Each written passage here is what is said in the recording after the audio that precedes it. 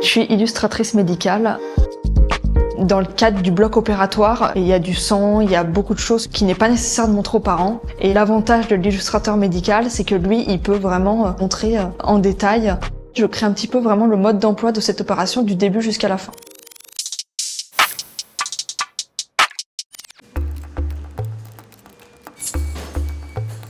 En fait, c'est toujours impressionnant quand on arrive au bloc, l'ambiance particulière, il y a des machines qui sonnent, il faut réussir à se plonger dedans et à mettre un petit peu tout de côté le temps de l'opération.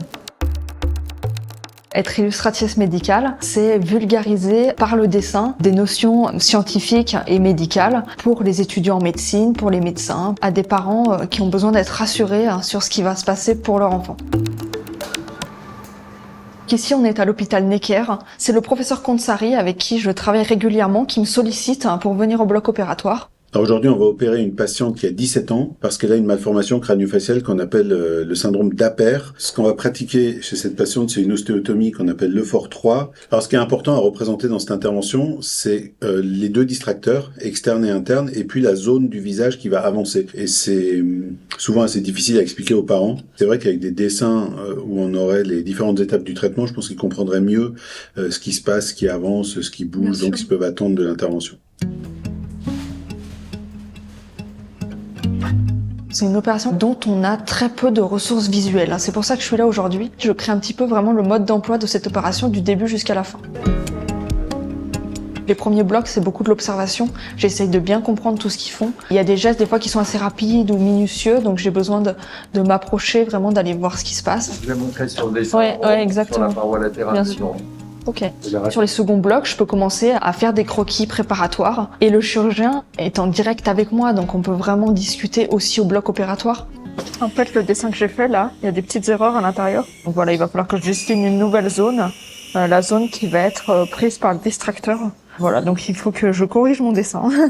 On ne cherche pas le réalisme, par contre on cherche la justesse et la précision, puisqu'on est sur des dessins anatomiques qui permettent l'enseignement. Ça déshumanise un petit peu en dessinant des crânes, mais en fait on se rend bien compte, et pour les médecins et pour les parents, la zone qui est concernée sur le crâne. En chirurgie, c'est très compliqué de représenter le champ opératoire avec des photos ou des films parce que déjà, il y a un effet un peu de répulsion quand les gens ne connaissent pas le domaine. Et puis, on voit pas grand-chose parce que c'est du rouge sur du rouge avec des nuances qui sont pas très évidentes. Donc, le dessin permet de faire ressortir des informations pertinentes. J'ai peu de matériel, je peux pas tout amener puisque tout est stérile. Moi, je travaille principalement avec des crayons de couleur et j'en utilise assez peu au bloc opératoire. En fait, je sélectionne mes nuances avant d'y aller en fonction des croquis que je dois faire. À la prochaine.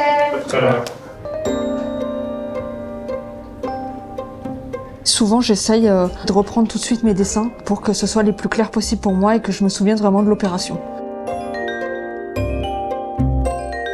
Ça peut prendre jusqu'à ensuite 2 ou 3 semaines où je travaille sur la même opération en fait.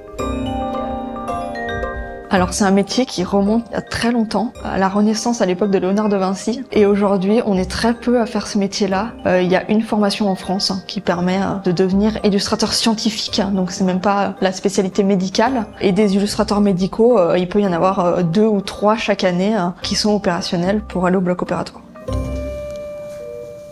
Les deux fils d'acier ici, là, ceux-là, ça, ils sont attachés à une plaque qui est sur la mâchoire du haut et qui te permet de tirer. Et ça, au-dessus de la plaque, on va la laisser, mais on l'enlèvera. Donc là, on voit le halo avec la barre devant, les deux fils qui tirent le massif facial. Tu vois les dessins ou pas, Justine?